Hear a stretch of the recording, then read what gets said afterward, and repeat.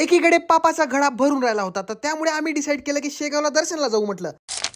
तर कसं काय मंडळी, तर विषय असा आहे की 1 वर्ष झाला होता आपण शेगावला दर्शनाला गेलो नव्हतो. तर म्हटलं मौका आहे, मौसम आहे, दस्तूर आहे, आपण चालला जाऊ म्हटलं आता. तर मग काय सकाळी सकाळी केला मोठ पोह्याचा नाश्ता आणि निघालो शेगावसाठी. ट्रेन सुटली नाही पाहिजे ह्या भीतीनं घोडी भाऊनं फटाफट पोहे दाबण्याचा प्रयत्न केला. मग काय ऑटो पकडला आणि थेट बडनेरा स्टेशनवर आलो. पण इथे येऊन माहित पडतं तर काय ट्रेन सुटायला फक्त 5 मिनिट होता. पण आम्हाला ट्रेन भेटली, क्योंकि आज तूफान आ जाए या बाढ़ आ जाए हमें शेगाव जाने से कोई नहीं रोक सकता. By the way this is our travelling partner काका. काकाला तर रेनकोट घालून पण टेन्शन ह्याच गोष्टीचं होतं की पाऊस नाही लागला पाहिजे म्हणे. 5-5 मिनिटांना काका वाकून पण पाहून राहिले होते की ट्रेन पोहोचली तर पोहोचली कुठपर्यंत. आणि हे बघा, चेहरा भोळा आणि मासाचा गोळा.